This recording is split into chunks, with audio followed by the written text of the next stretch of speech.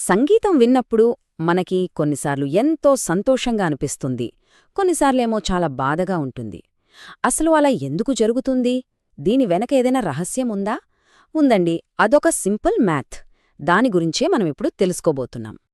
అవును. ఒక పాట వినగానే మనకు హ్యాపీగా ఎందుకనిపిస్తుంది? ఇంకో పాట వింటే ఎందుకంత బాధగా అనిపిస్తుంది? అసలు ఏంటి దీని వెనుకున్న మ్యాజిక్? ఆ మ్యాజికేంటో ఇప్పుడు చూద్దాం. ఈ ప్రశ్నలన్నింటికీ సమాధానం మ్యూజిక్లో ఒక చిన్న, చాలా సింపుల్ విషయంతో ముడిపడి ఉంది. అదే కార్డ్. అవును, ఈ కార్డ్స్లోనే మ్యూజిక్కి సంబంధించిన ఎమోషన్ అంతా దాగి ఉంటుంది. సరే, ముందుగా హ్యాపీగా వినిపించే మ్యూజిక్ గురించి మాట్లాడుకుందాం. దానికొక ఫార్ములా ఉంది. మ్యూజిక్ పరిభాషలో దాన్ని మేజర్ కార్డ్ అంటారు. అదేంటో చూద్దామా?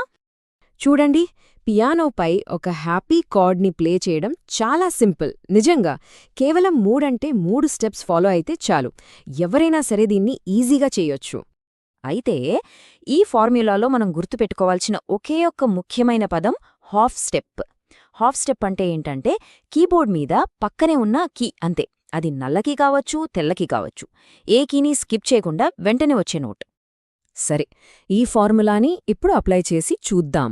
ఉదాహరణకి సి నోట్తో మొదలుపెడదాం. అక్కడ్నుండి 4 హాఫ్ స్టెప్స్ పైకి వెళ్ళి ఆ తర్వాత మరో 3 హాఫ్ స్టెప్స్ వెళ్తే వచ్చేదే సి మేజర్ కార్డ్.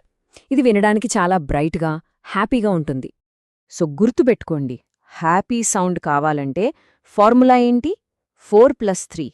ఈ ప్యాటర్న్ చాలా ముఖ్యం. ఓకే, హ్యాపీ కార్డ్ గురించి తెలుసుకున్నాం కదా. మరి బాధగా వినిపించే మ్యూజిక్ సంగతేంటి? దాన్ని మైనర్ కార్డ్ అంటారు. ఇది మనం ఇందాక నేర్చుకున్న దానికి చాలా దగ్గరగా ఉంటుంది. ఎలాగో చూద్దాం. నిజం చెప్పాలంటే ఒక మైనర్ కార్డ్ అంటే బాధగా వినిపించే కార్డ్ని క్రియేట్ చేయడం ఇంకా సింపుల్. ఇందాక మనం చూసిన ప్యాటర్న్ ఉంది కదా, దాన్ని జస్ట్ రివర్స్ చేస్తే చాలు, అంతే. ఇక్కడ చూడండి, ఈ తేడా ఎంత పవర్ఫుల్ అనేది. మేజర్ కార్డ్ అంటే హ్యాపీ సౌండ్, దాని ఫార్ములా 4+3. మైనర్ కార్డ్ అంటే సాడ్ సౌండ్, దాని ఫార్ములా 3+4. జస్ట్ ఆ నంబర్లని అటు ఇటు మార్చగానే మొత్తం ఎమోషనే మారిపోతుంది. అద్భుతం కదా? ఇదే కొత్త ఫార్ములాని మనం సి నోట్కి అప్లై చేస్తే, అంటే 3 హాఫ్ స్టెప్స్, ఆ తర్వాత 4 హాఫ్ స్టెప్స్ వెళ్తే మనకు సి మైనర్ కార్డ్ వస్తుంది. వినగానే తెలిసిపోతుంది, ఇందులో ఒక రకమైన విషాదం, ఒక లోతైన ఫీలింగ్ ఉంటుంది. సరే, ఇక్కడే అసలు విషయం ఉంది. ఈ మ్యూజిక్లో దాగి ఉన్న అసలైన రహస్యమేంటో ఇప్పుడు చూద్దాం. చాలామందికి ఒక అపోహ ఉంటుంది. పియానో మీద ఉండే నల్ల కీలు ప్లే చేస్తేనే సాడ్ మ్యూజిక్ వస్తుందని అనుకుంటారు.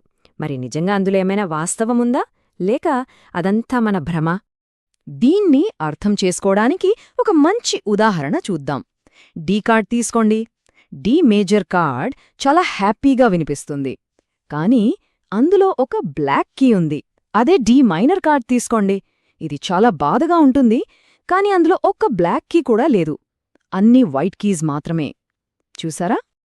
అంటే దీని అర్థమేంటంటే సంగీతంలోని ఎమోషన్కి కీస్ రంగుతో అస్సలు సంబంధం లేదు.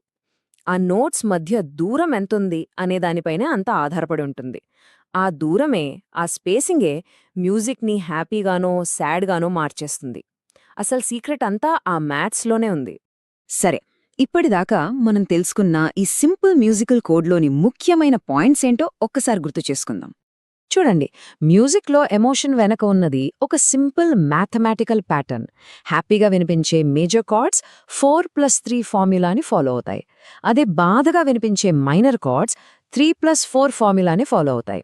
అంటే ఒక కార్డ్ ఫీలింగ్ అనేది ఆ నోట్స్ మధ్య ఉన్న దూరంలోనే దాగి ఉంది, అంతే. సో ఇప్పుడు మ్యూజిక్ వెనుకున్న ఈ భాషను అర్థం చేసుకునే ఒక ప్రాథమిక కీ మన చేతిలో ఉంది. ఇకపై సంగీతాన్ని కేవలం వినడమే కాదు, దాన్ని ఫీల్ అవ్వొచ్చు, దాని ఎమోషన్స్ని డీకోడ్ చేయొచ్చు. ఇప్పుడు ఈ ప్యాటర్న్ తెలిసింది కదా. నెక్స్ట్ టైం పాటలు వింటున్నప్పుడు కాస్త విభిన్నంగా ఆలోచించి చూడండి. ఆ పాటలు ఈ ప్యాటర్న్స్ని గుర్తించగలుగుతున్నారేమో గమనించండి. మీకే ఆశ్చర్యంగా అనిపిస్తుంది.